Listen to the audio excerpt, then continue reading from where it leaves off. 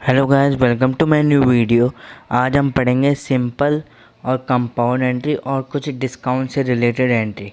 ठीक है, तो सबसे पहले बात आती है कि आखिर कंपाउंड एंट्री होती क्या है। एक कंपाउंड एंट्री का मतलब एक ऐसी एंट्री जहां एक से ज़्यादा अकाउंट की इन्वॉल्वमेंट होता है।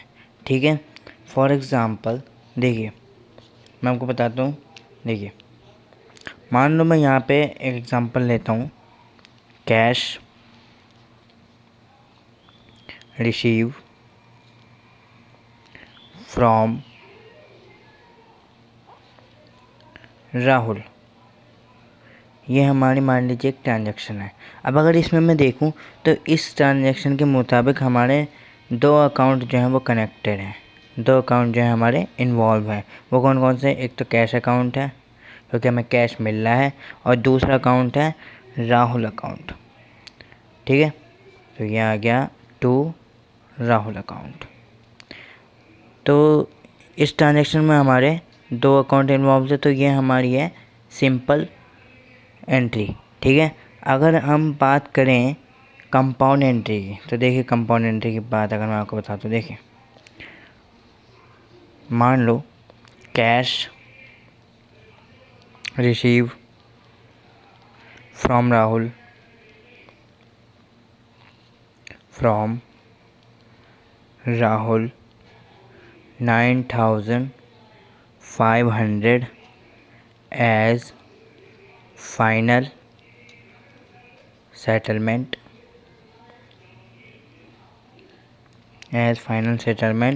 ऑफ 10,000। देखिए, अब इसमें क्या है कि राहुल से हमें 9,500 रुपये कैश मिला, वो भी एज अ फाइनल सेटलमेंट 10,000 का।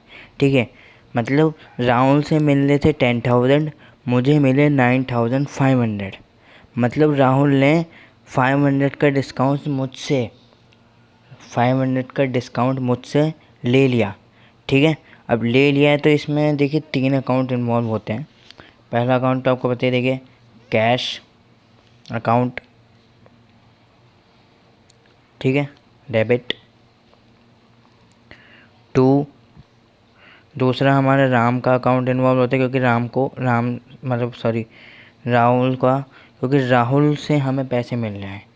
ठीक है, अब देखिए इस एंट्री में तीन अकाउंट का इन्वॉल्वमेंट है, एक तो कैश का, एक राहुल का, और डिस्काउंट का।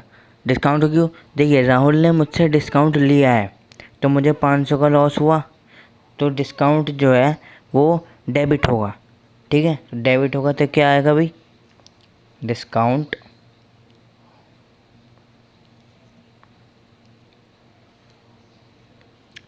राम से मुझे पहले, तो राहुल ने मुझसे डिस्काउंट लिया है तो डिस्काउंट अलाउड। ठीक है, डिस्काउंट अलाउड डेबिट।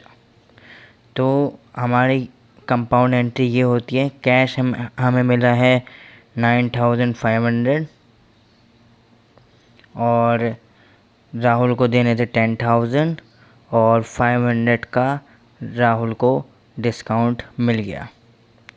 तो इस एंट्री को हम कहते हैं कंपाउंड एंट्री। ठीक है, कंपाउंड एंट्री क्यों? क्योंकि देखिए ये सिंपल एंट्री थी, इसमें सिर्फ दो अकाउंट इन्वॉल्व थे। इसमें दो अकाउंट से ज़्यादा अकाउंट का इन्वॉल्वमेंट है, तो इसे हम कहेंगे कंपाउंड एंट्री। समझ आ गया आपको? ठीक है, समझ आ गया आपको। हम एक और एग्जांपल लेते हैं। देखिए, रोहन इंट्रोड्यूस फॉर कैपिटल, मतलब रोहन जो है कैपिटल लाया है कुछ इस तरीके से।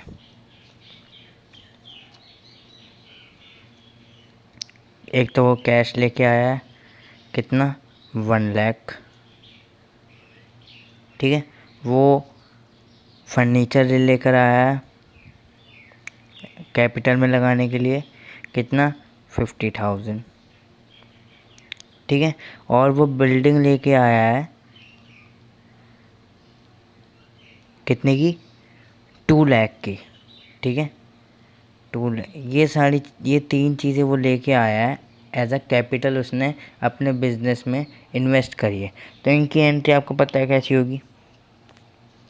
देखिए इनकी एंट्री होगी, देखिए अगर मैं कैश लाने की बात करूँ तो देखिए इसकी एंट्री कुछ ऐसे होगी, cash account debit to capital account. ठीक है। अगर मैं फर्नीचर की बात करूं तो एंट्री होगी फर्नीचर अकाउंट, मैं फर्नीचर को शॉर्ट में लिख रहा हूँ, furniture account debit to capital account. और अगर ये बिल्डिंग, तो बिल्डिंग की भी ऐसी होगी, देखिए building account debit to capital account. इसमें देखिए हमारी एक चीज़ कॉमन है कि जितनी भी ये तीनों चीज़ें आ रही हैं, कैश फर्नीचर बिल्डिंग, ये तीनों की तीनों एज अ कैपिटल आ रही हैं। ठीक है, मैं यहाँ पे अमाउंट लिख देता हूँ।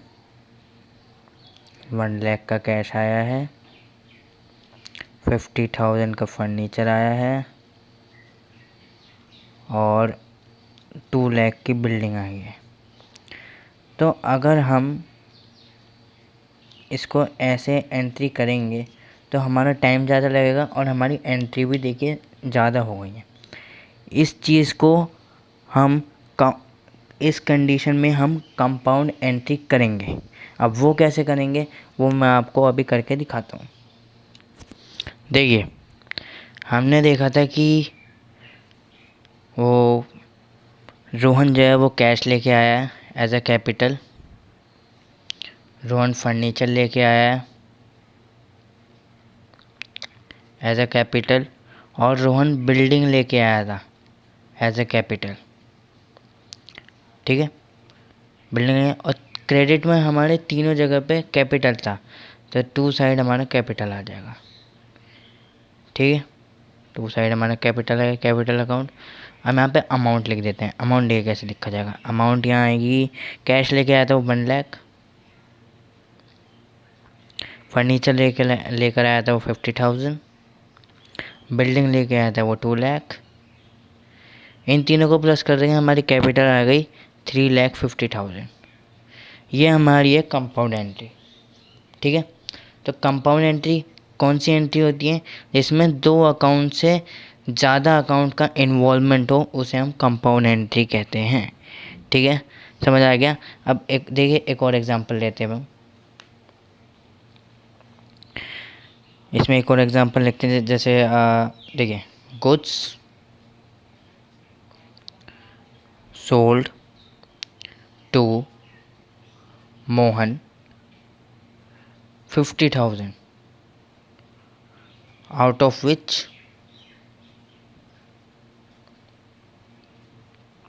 he paid 20,000 in cash. देखिए हमने मोहन को गुड्स सोल्ड करा कितने में, 50,000 में। 50,000 में से मोहन ने मुझे 20,000 रुपीज़ दे दिए, वो भी कैश में। ठीक है, तो इसमें हमारा कौन कौन सा अकाउंट का इन्वॉल्वमेंट है, पहला है सेल्स, दूसरा है कैश और तीसरा है मोहन, क्योंकि मोहन से अभी पैसे आने बाकी है। ठीक है, सेल हमने कितनी करी थी, 50,000 की। कैश कितना है हमारे पास, 20,000। 30,000 अभी हमारे पास आने वाले हैं, मोहन को देने हैं। अब हम देख लेते हैं कौन सा डेबिट होगा कौन सा क्रेडिट होगा। देखिए सेल हमारे लिए इनकम होती है, तो ये होगा क्रेडिट। कैश आ रहा है हमारे पास, कैश एक एसेट होता है और जब एसेट इंक्रीज होता है तो वो डेबिट होता है। और मोहन को 30,000 हमें देने हैं, तो ये डेटर है ये, और डेटर एसेट होता है और जब एसेट बढ़ता है तो ये डेबिट होता है। तो हमारी कुछ एंट्री होगी Mohan account debit, cash account debit to sale account. ठीक है। मोहन अकाउंट में हमारा कितना आएगा 30,000 और कैश में हमारा आएगा 20,000 और सेल हमारी हुई थी 50,000 की, तो यहाँ पे आएगा 50,000। ये भी हमारी एक कंपाउंड एंट्री है क्योंकि इसमें 2 अकाउंट से ज़्यादा 3 अकाउंट का इन्वॉल्वमेंट है इस ट्रांजेक्शन में। ठीक है, ये ट्रांजेक्शन थी हमारी कंपाउंड एंट्री की। अब हम बात करते हैं कि अगर एंट्री डिस्काउंट की आ जाए तो हम कैसे करेंगे। हमने जो सबसे पहली एंट्री करी थी वो एक तरीके से डिस्काउंट की थी। अगर आप देखें तो हम एक और एंट्री देखते हैं, वो भी डिस्काउंट से रिलेटेड होगी। देखिए, हम एक एग्जांपल लेते हैं। देखिए, परचेज